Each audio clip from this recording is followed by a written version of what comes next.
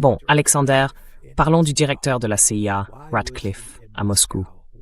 Pourquoi était-il à Moscou? Pourquoi était-il à bord d'un énorme C-17, un Globemaster, en provenance de Lettonie? À ton avis, que se passe-t-il? Il y a tellement de rumeurs et tellement de gens qui prétendent savoir de quoi il était question lors de cette réunion. Politico cite des responsables au fait du dossier qui disent ceci.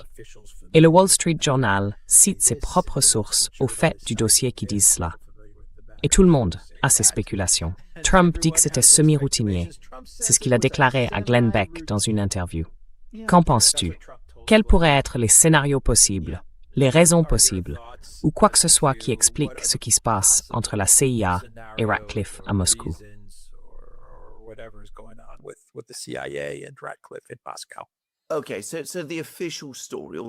Bon, donc la version officielle, si vous voulez, la version semi-officielle que nous donne à la fois le gouvernement américain et d'ailleurs désormais le gouvernement russe, c'est que cette réunion n'avait rien d'exceptionnel, rien de très important. Vous savez, le fait que le directeur de la CIA monte dans un énorme avion et s'envole pour Moscou, ce genre de choses arrive tout le temps. Vous savez, il ne faudrait pas s'emballer à ce sujet. Il est venu rencontrer Naryshkin et les autres chefs des services de renseignement russes.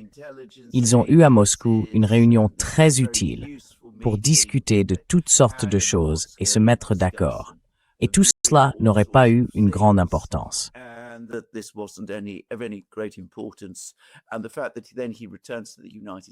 Et le fait qu'il rentre ensuite aux États-Unis, qu'il rencontre Trump lui-même, Hegseth et beaucoup d'autres personnes, et qu'ils tiennent une sorte de réunion juste après pour discuter de ce qui s'est passé. Eh bien, c'est évidemment parce que, voyez-vous, vous avez ces réunions de routine, puis ces discussions directement avec le président des États-Unis. Voilà la version officielle. Maintenant, si vous croyez à cette version officielle, alors j'ai un pont à vous vendre. C'est pas une visite de routine.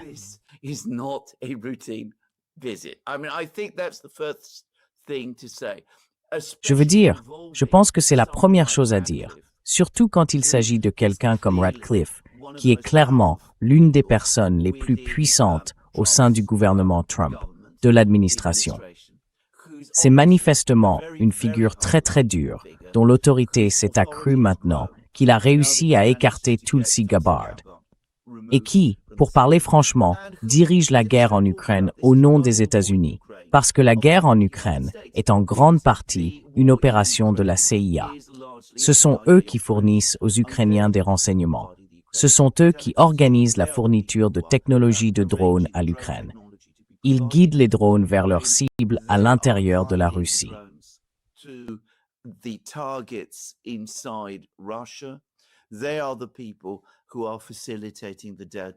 Ce sont eux qui facilitent la sale guerre. La guerre en Ukraine est dans une très large mesure une guerre de la CIA. Voilà donc les premières choses à dire. L'autre élément, c'est que Trump a déjà utilisé Ratcliffe pour mener à sa place une diplomatie dure, façon gros bras. C'est Ratcliffe, par exemple, qui s'est rendu à Cuba et a rencontré les dirigeants cubains il y a quelques semaines en essayant d'obtenir la capitulation des Cubains. Il est donc évidemment allé à Moscou dans le cadre d'une mission diplomatique. Et le fait est que cette mission a échoué, parce qu'il est clair qu'il n'était pas là seulement pour rencontrer Sergei Naryshkin, le chef du renseignement russe. S'il avait voulu rencontrer Naryshkin, s'il avait voulu rencontrer d'autres hauts responsables de la direction du renseignement russe, on peut organiser des rencontres dans toutes sortes d'autres endroits. You can arrange meetings in all sorts of other places. Once upon a time, you'd have done it in Dubai, for example. À une époque, vous auriez pu faire ça à Dubaï, par exemple, ou au Qatar. Aujourd'hui, ce serait peut-être un peu plus difficile à cause de la situation dans le Golfe Persique. Vous auriez aussi pu vous rencontrer en Turquie, comme l'a fait le directeur de la CIA, William Burns, lorsqu'il a rencontré Sergei Naryshkin, le chef du renseignement extérieur russe, à l'automne 2022. Là encore, pour tenter d'obtenir la capitulation des Russes après les offensives ukrainiennes de Kherson et de Kharkiv. On aurait pu organiser ça de toutes sortes de manières. Ratcliffe est allé à Moscou parce qu'il voulait rencontrer les plus hautes autorités russes. Il voulait rencontrer la famille Lavrov, sans aucun doute, et il voulait rencontrer Poutine, sans aucun doute. Et s'il est allé à Moscou, c'est pour deux raisons. Premièrement, les choses vont très mal pour l'Ukraine.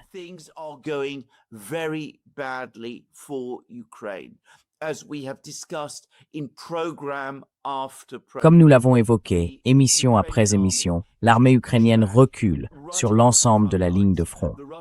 Les Russes établissent désormais une tête de pont très puissante dans le nord-est de l'Ukraine. La ville d'Orekov, la localité d'Orekov, dans l'oblast de Zaporizhia, va bientôt tomber. Et la ville de Zaporizhia sera la suivante. Surtout, la ceinture de forteresse, cette ligne de ville construite au fil de très longues années par les Ukrainiens avec l'aide américaine dans le Donbass, est en train de s'effondrer. L'Ukraine elle-même s'effondre. L'économie ukrainienne est en crise profonde. Les ports sont dévastés. La mer Noire est sous blocus. Les Russes frappent Kiev à répétition. Ils l'ont encore fait la nuit précédant l'enregistrement de cette vidéo.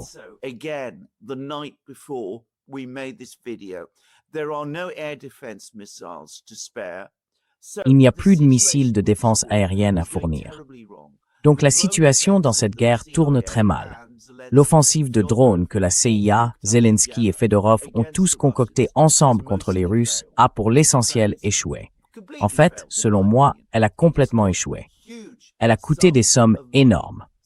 Ratcliffe est donc allé à Moscou pour parler à Lavrov, parler à Poutine et essayer de persuader les Russes d'arrêter.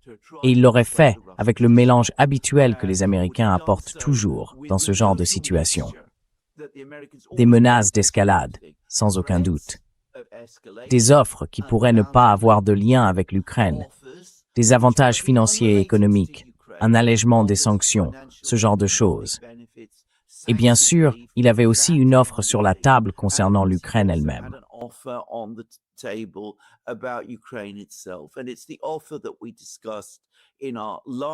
Et c'est l'offre dont nous avons parlé dans notre dernière émission, la zone tampon dans le Donbass, la zone économique franche. Quelques jours avant que Ratcliffe ne se rende à Moscou, des informations indiquaient que les Américains allaient présenter cette offre aux Russes le jour même où Ratcliffe serait à Moscou mardi. Elle devait être remise personnellement à Lavrov. Witkoff et Kushner ont été écartés. Les Russes ne veulent pas voir ces gens-là. Ils ne les prennent pas au sérieux. Ratcliffe est donc arrivé à Moscou avec cette offre en poche. Il est venu avec toutes les menaces, il est venu avec tous les pots de vin, et les principales personnalités à Moscou ont refusé de le rencontrer. Voilà ce qu'a été cette visite. C'est, j'en suis sûr, ce qui s'est passé.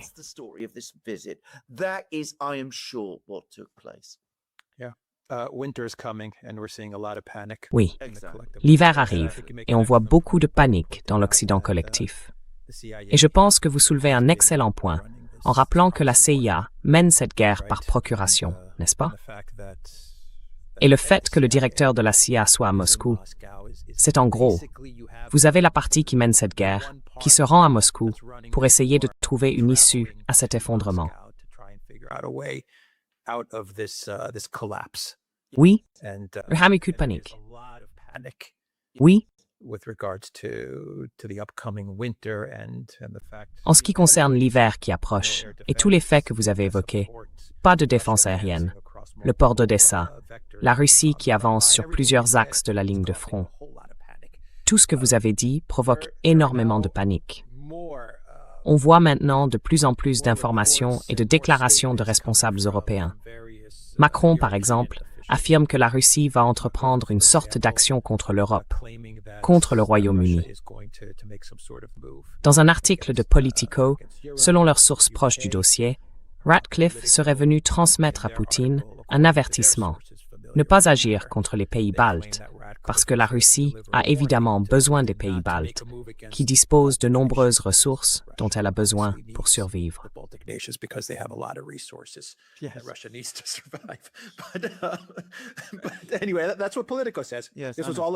Quoi qu'il en soit, c'est ce que dit Politico.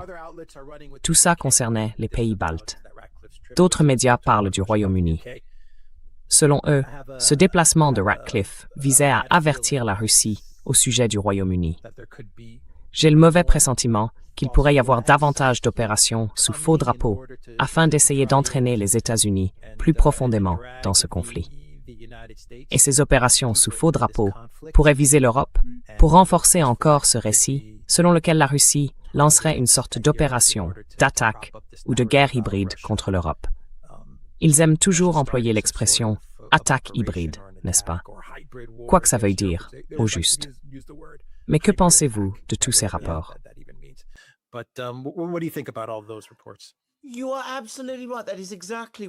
Vous avez tout à fait raison. C'est exactement de cela qu'il s'agit. Est-ce que je peux juste dire quelque chose? Enfin, Ratcliffe ne sera pas venu uniquement avec une offre en poche. Il sera venu avec des pots de vin et avec des menaces. Et quel genre de menaces le directeur de la CIA apporte-t-il avec lui? L'escalade des guerres hybrides. Donc vous allez dire aux Russes, écoutez, si vous ne vous arrêtez pas, nous allons trouver toutes sortes de moyens de vous mêler à toutes sortes de problèmes en Europe. Vous savez très bien ce que nous voulons dire. Nous allons encore amplifier les récits selon lesquels vous menacez l'Europe. Et cela, bien sûr, nous donne le prétexte pour vous menacer. Ce ne sont pas les Russes qui ont l'intention de marcher sur Vilnius ou Paris.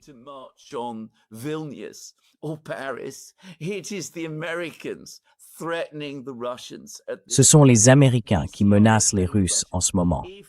La CIA dit aux Russes, si vous continuez à agir comme vous le faites en Ukraine, si vous détruisez l'Ukraine comme vous semblez maintenant déterminé à le faire, nous allons immédiatement prendre des mesures de riposte majeures contre vous.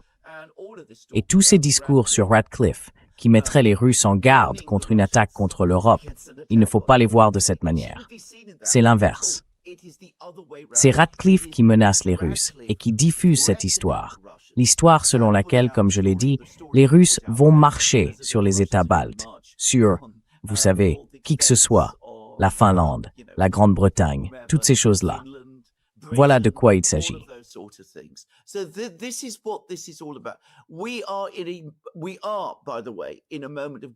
Nous sommes d'ailleurs dans un moment de très forte tension, de très grand danger, précisément parce que l'Ukraine est en train de perdre du terrain.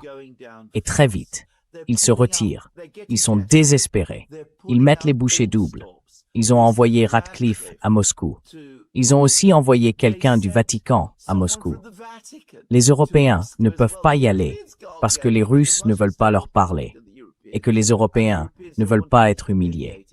Alors, ils ont également trouvé quelqu'un du Vatican à envoyer. Ils diffusent aussi toutes ces histoires sur les menaces venant de la Russie. On a eu, vous savez, je ne sais plus si c'était des explosifs, des drones ou quoi que ce soit d'autre, retrouvés dans des aéroports allemands et des choses de ce genre.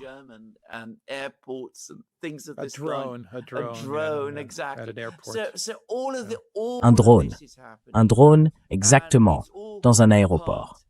Donc tout cela se passe en ce moment, et tout cela s'inscrit, comme je l'ai dit, dans un effort massif pour faire arrêter les Russes. Il y a même une information qui circule actuellement dans les médias italiens venant de la Repubblica, un grand journal italien.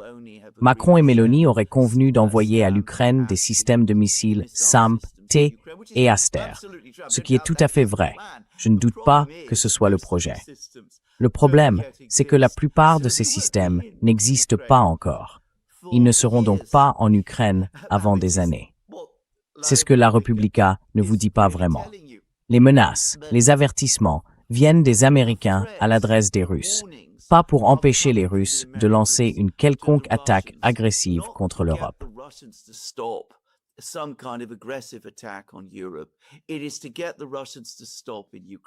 C'est pour amener les Russes à s'arrêter en Ukraine.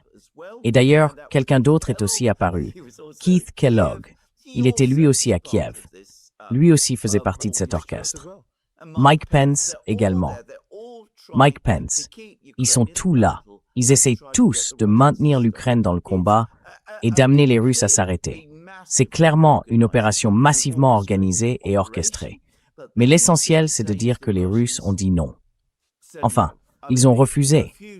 Les principaux responsables russes, Lavrov et Poutine, ont refusé de rencontrer Ratcliffe. Ils n'acceptaient pas sa proposition. Les Russes ont refusé. Ils savent qu'ils sont en train de gagner et ils ne vont pas s'arrêter. Oui, tout le monde a été mobilisé, Alexander. Absolument. L'État profond a mobilisé tout le monde. Tout le monde. Macron, Meloni, Kellogg, Pence. Le Vatican. Le Maïtanitsk small into monde. Everything. They're pulling out panic, Tout. Ils paniquent, oui. Ils mettent les bouchées doubles parce qu'ils voient que la personne qui sait le mieux en Occident à quel point la situation en Ukraine est réellement grave.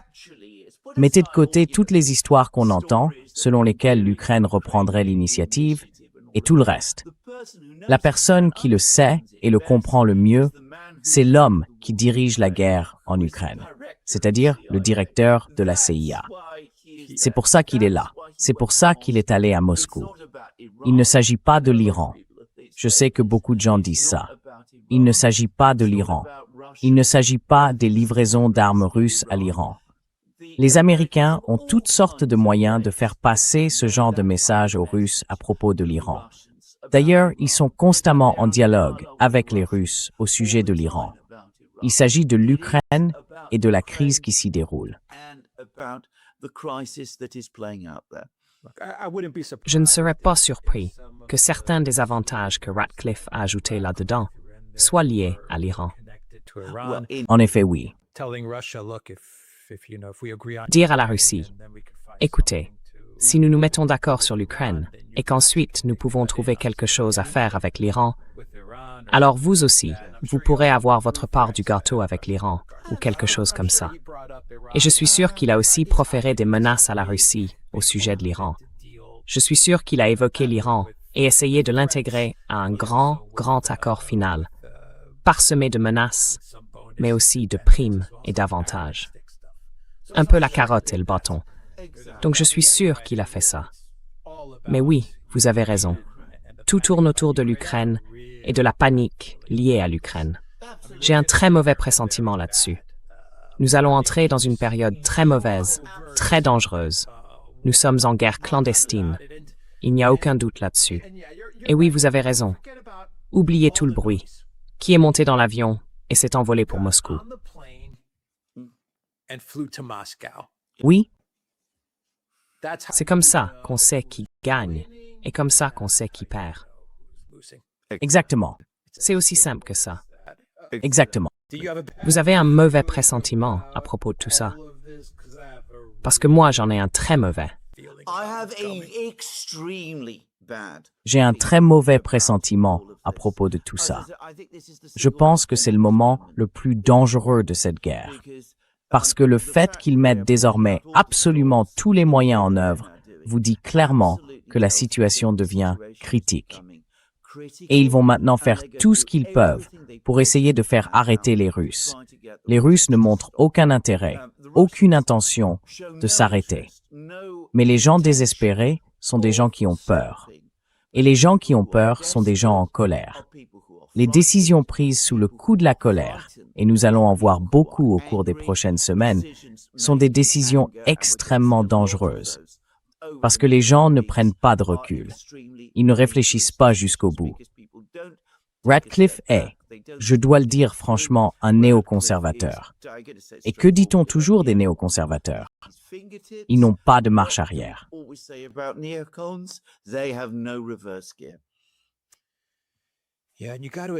Oui, et il faut imaginer que Trump est lui aussi paniqué.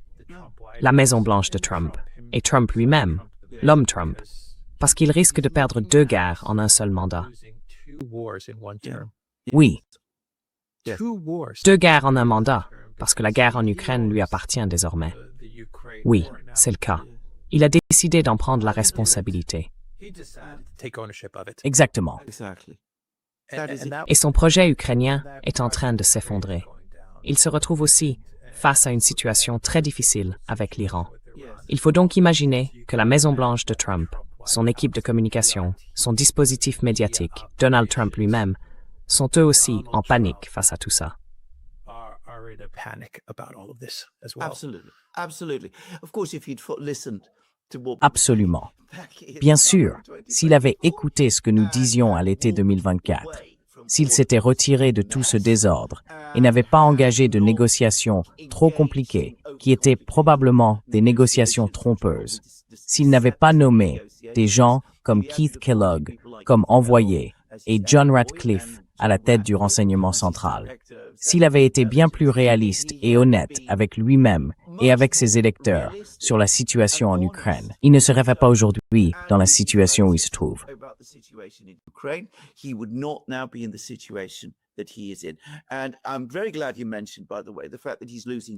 Et je suis très heureux que vous ayez mentionné au passage le fait qu'il est en train de perdre 2 guerres.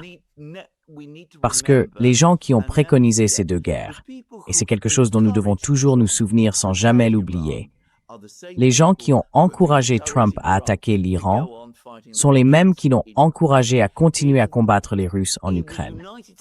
Aux États-Unis, à Washington, c'est le même milieu néoconservateur qui a soutenu les 2 guerres. Et quand ces 2 guerres se termineront en désastre, qui servira de bouc émissaire? À qui rejettera-t-on toute la faute? Ce sera Donald Trump, exactement comme nous l'avions prévu il y a 2 ans.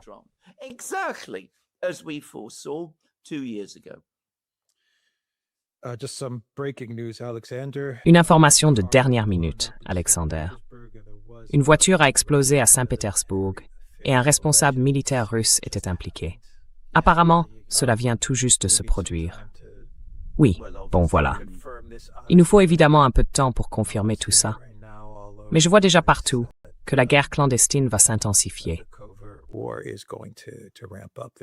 C'est là où Ivandu at. Juste une dernière question. À votre avis, comment la Russie va-t-elle gérer tout ça?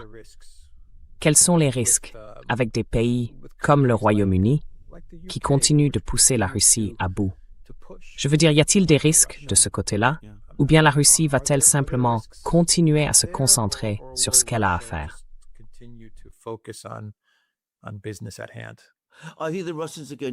Je pense que les Russes vont faire 3 choses.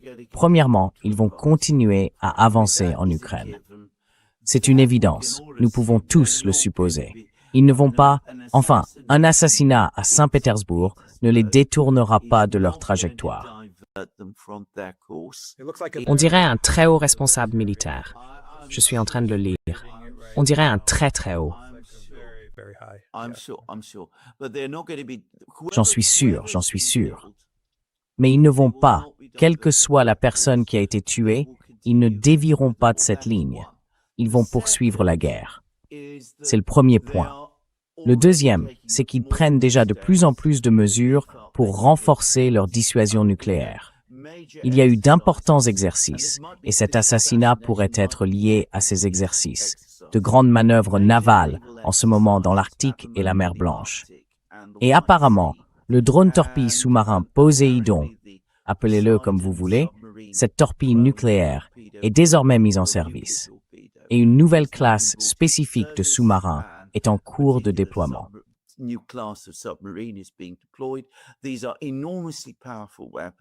Ce sont des armes extrêmement puissantes, et elles rappellent toujours que la Russie dispose bien de cette capacité de dissuasion primordiale. Mais le troisième point, c'est que tôt ou tard, et je l'ai dit à de nombreuses reprises, les Russes vont entrer dans cette guerre sale. Ils ne vont pas simplement rester là, à laisser leurs compatriotes être assassinés indéfiniment. Apparemment, il y a déjà eu, il y a quelques mois, une réunion très tendue entre Poutine et les militaires. Les militaires y auraient exigé de nouvelles mesures et critiqué le FSB, estimant qu'il ne protégeait pas suffisamment les militaires russes. Dans ce genre de situation, la meilleure défense, c'est l'attaque. Et je crains que nous n'allions le voir. Je pense que ça va devenir très laid.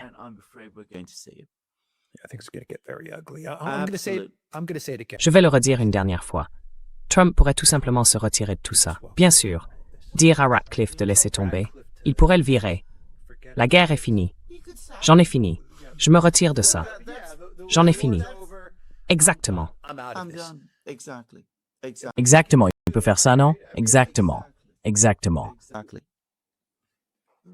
Les retombées seront mauvaises pour lui. Oui, Mais il pourrait probablement y résister. Oui, absolument. Absolument. Absolutely. Yeah. Yes. Oh, this is the other thing, which is, I oui, think, oui, it's c'est something l'autre that élément. I've heard from Je pense que c'est quelque chose que j'entends maintenant de la part de shot de gens. En Europe, l'Ukraine est un sujet dévorant, obsessionnel pour la classe politique. Ici, c'est un sujet obsessionnel pour un petit groupe au sein de la classe politique, les néoconservateurs. À Washington, l'immense majorité des Américains s'en moquent. Ils se préoccupent un peu plus de l'Iran et du Golfe Persique et ils n'aiment pas du tout ce qui s'y passe. Ils préféreraient que ça s'arrête. Et l'Ukraine, franchement, ce n'est pas un sujet qui les intéresse beaucoup. Donc oui, ils pourraient se retirer d'Ukraine. Et je doute que cela ait globalement le moindre effet important sur sa popularité. Mais Trump a une personnalité très fragile, comme nous l'avons évoqué dans de nombreuses émissions. Il est facilement manipulable, comme nous l'avons malheureusement constaté aussi. Il a enchaîné les erreurs sur l'Ukraine et il va continuer. He's made mistake after mistake on Ukraine, and he's going to continue. Très bien. Nous allons terminer la vidéo ici, theduranpotlocals.com. Nous sommes sur X, sur Rumble et sur Telegram. Nous sommes aussi sur Substack. Allez sur la boutique The Duran. Prenez quelques produits dérivés. Tous les liens sont dans la description ci-dessous. Prenez soin de vous. Down below. Take care.